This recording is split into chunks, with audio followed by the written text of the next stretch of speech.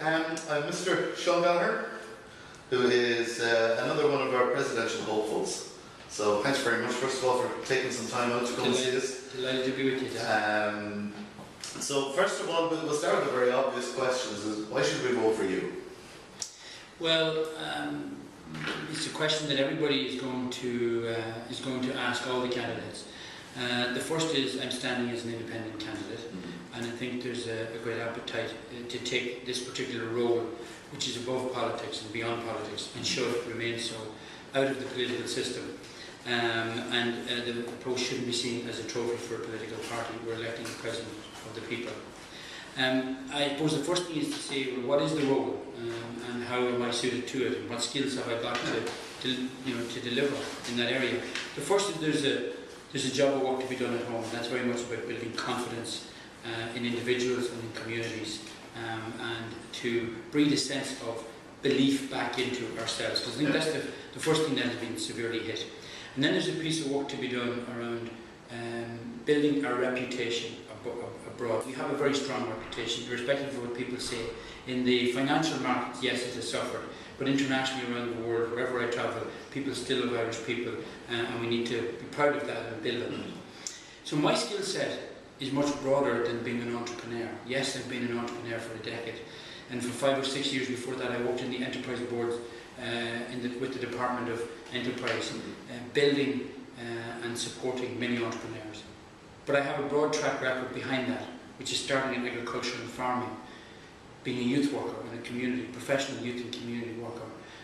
I have a disability, and I'm a champion and advocate for those with disabilities, because everybody deserves to focus and have the focus on their abilities rather than their disabilities. And so I bring that diversity. But if you ask me, why should people vote for me? Well, because I really want to help Ireland. That's what it knuckles down to. Excellent. And you mentioned some of the kind of qualities that you'll have. In terms of the president itself, what sort of qualities should a president have? Well, I guess the first thing is, I think judgment and character are two of the most important attributes. But also, what is the president but the face and the voice of Ireland? So I think the one thing we can all say in the last 21 years, having looked at the great work that Mary Robinson did as president and Mary McAleese followed on with, we were hugely proud of that image being transmitted around the world on our behalf. And I think when I ask people now, during what I'm doing, which is a listening tour, I'm travelling the country, speaking to individuals, to community groups, to small business, to disability groups, all sorts of areas of the different sectors around the country, and I'm asking people, and one of the first things they say is, we want somebody that we can be proud of when they're representing us abroad. We want somebody who understands us, somebody like myself who was unemployed a number of times. I can understand where the 450,000 people are, and where they are this morning when they don't have any role, they don't have any job to get up for, and the fact that their confidence has now suffered, and the fact that many of us had to claw our way back from there by getting retrained or go back to college, believe in ourselves. And it's that idea of being able to understand, but more importantly, to truly empathise with people where they're at, because they're hurting, and they're angry and they're in pain. But there's still a great degree of hope out there, but we need to harness that, and we need to give people that sense of belief. So I think it is somebody who will motivate, somebody who will understand, somebody who will lead, somebody who will set a tone for the nation. But I guess most importantly, it's a face, it's a voice, and it's a personality of Ireland. Excellent. So we'll move on to a little bit about kind of your tour and you're looking for your nomination and all that. Are you finding it a challenge to secure the nomination?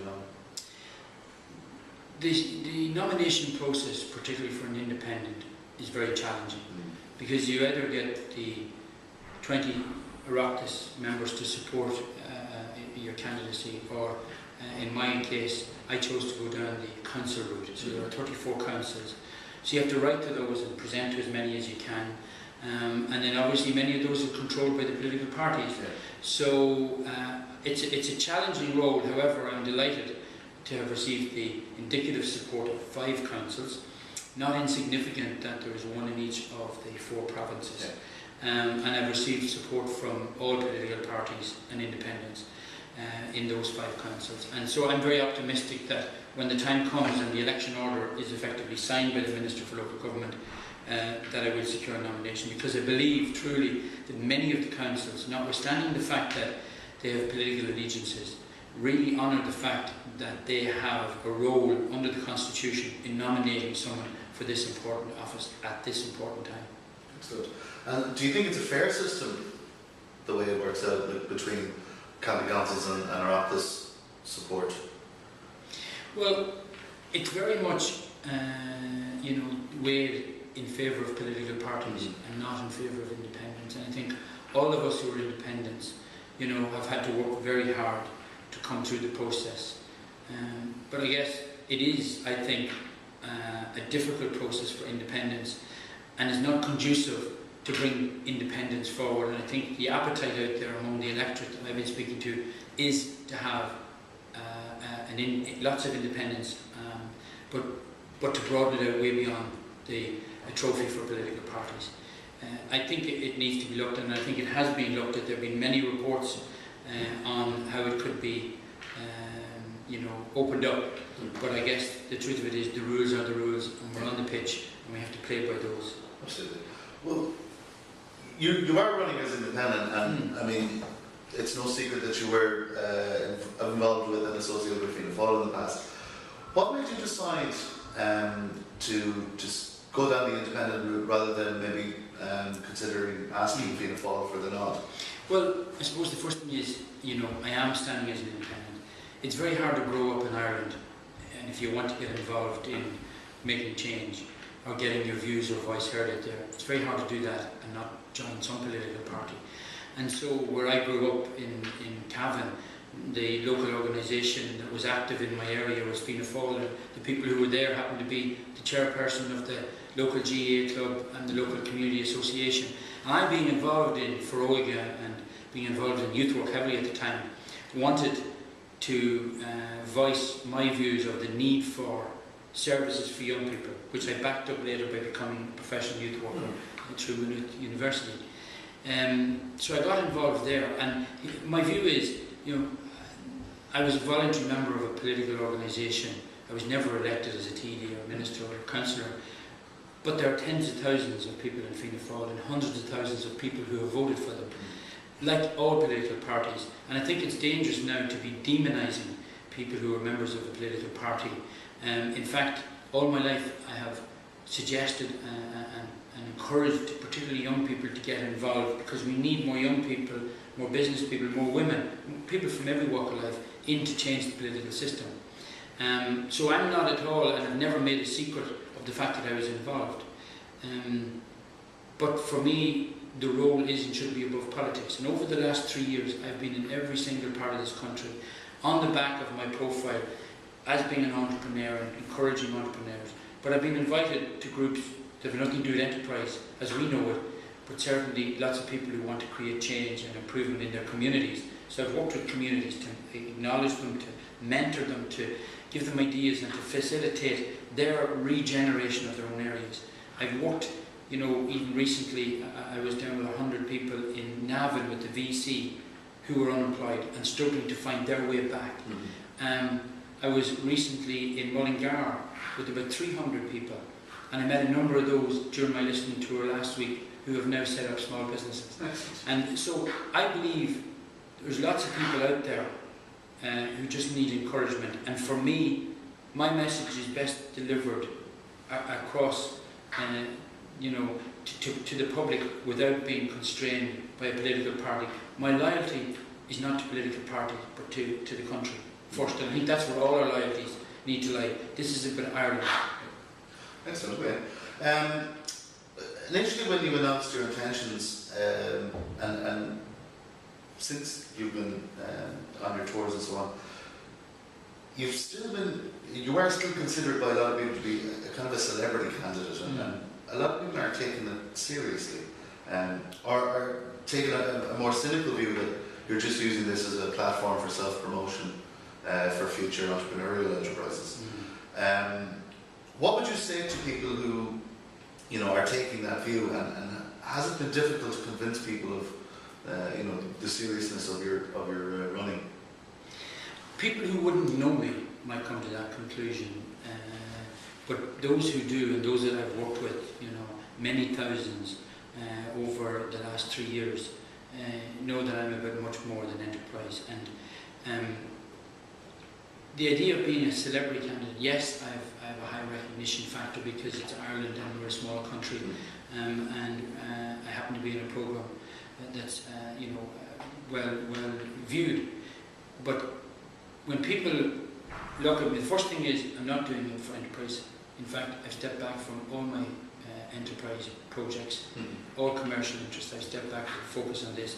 And if I'm honoured to be elected, I will not be involved in any commercial enterprise. My sole job would be to help get Ireland back on its feet and restore our confidence at home and our reputation abroad. Totally.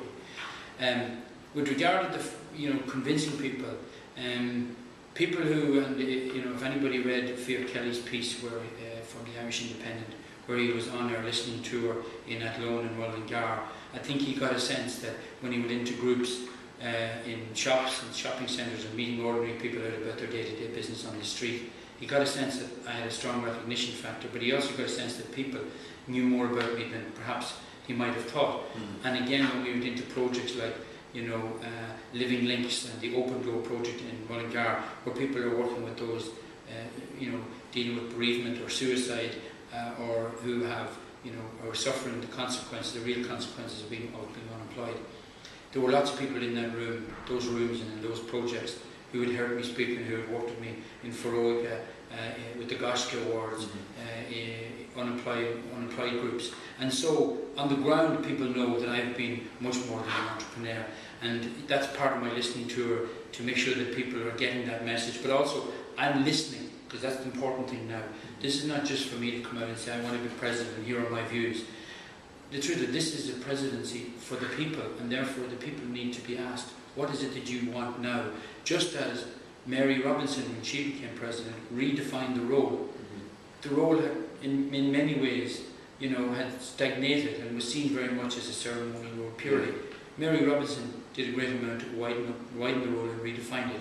And Mary McAleese, as president, has gone even further, building bridges north and south and east and west. And so I want to broaden out the role even further and make it relevant. And the only way you can make it relevant is if it is of its time and dealing with the issues that are currently faced by people. And that's high unemployment. That's emigration, which is robbing us of our young people and the vitality in many communities. Right from Donegal, where I was 2 weeks ago, in Moville, in the Inishowen Peninsula, and where I was in the last couple of days down in Bear Island and in Allihies, where lots of young people are now emigrating, and you're starting to see social isolation in communities. But also, more importantly, as a country, we're losing the potential contribution that all those young people could make.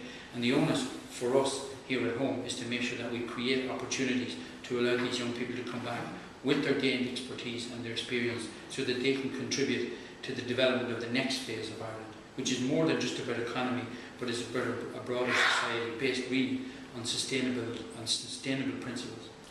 Well, what sort of initiatives or ideas would you hope to put in place to kind of address some of these issues as you see them? Because the role of the president is, for the most part, still largely ceremonial, and as you said, being above politics doesn't quite have the political clout that a majority party would have to affect change. So how would you see yourself helping to implement those changes? And that's part of my listening tour, to ask people. And so by the end of this, over the next 3 or 4 weeks, I'm going to collate all the views of the people that I'm hearing. But they're very much focused around being available to the government as a head of state, to travel, to lead trade missions, to take our companies and our products abroad. Because if we're selling more abroad through the export market, we create lots of jobs at home, in every single community. And those jobs are the glue that holds our communities together. I also want to see much more foreign direct investment coming in. And just like we have 600 American companies here creating 100,000 jobs, we need more companies from more countries to help stimulate jobs here for our young people. And also all the services that go to support those, like cleaning and security, manufacturing and back-end jobs. So I think enterprise, but more importantly, job creation has to be front and centre. Now, people will say, but Seán, a president doesn't create jobs. Of course the president doesn't create jobs. But if you're helping to attract companies here, that's helping to create jobs. You're helping the other organs of the state, the IDA, Enterprise Ireland and Boards.ie in helping to export, helping our export companies. Tourism Ireland and working with them to attract tourists in here, fill our hotel rooms, keep our staff in those hospitality sector, but also in all the activities and crafts and everything that bodes on and requires tourism. So, you know, that has to be front and centre. More importantly, I think as well, the projects I want to focus on, and I met Jonathan Irwin, a wonderful man who set up the charity Jack and Jill, you know, after the death of his son Jack, and they're doing great work. And I asked Jonathan quietly, what is it that I, as president, could do for you if I was honoured to be elected? And he only said, which I think is really important, he said, it's not about just money, or it's about making sure that the families of people who are suffering, you know, with children who are ill, that they're recognised and that they're not seen as they're forgotten. And it's about acknowledging them, visiting them, and all the nurses and the staff that work in those sort of foundations and charities do great work, and they are heroes. And we're not celebrating them enough, because what we're doing is we're focusing on all the things in Ireland that are not working. And yet everywhere I go, in every single community, I see heroes, whether it's somebody running a local boxing club, the adults that train young people in the GAA, the people who do Meals on Wheels and visit the elderly quietly, the people who provide, as I was in Middleton recently, and a woman who runs a summer camp for children with severe learning difficulties and disabilities, giving respite to the families, but training youth leaders in how to work with people with disabilities. And she's training the leaders of the future. She's not getting recognised. So we need, I think, to recognise and salute all those good things that are working, because we need to encourage people to become much more involved.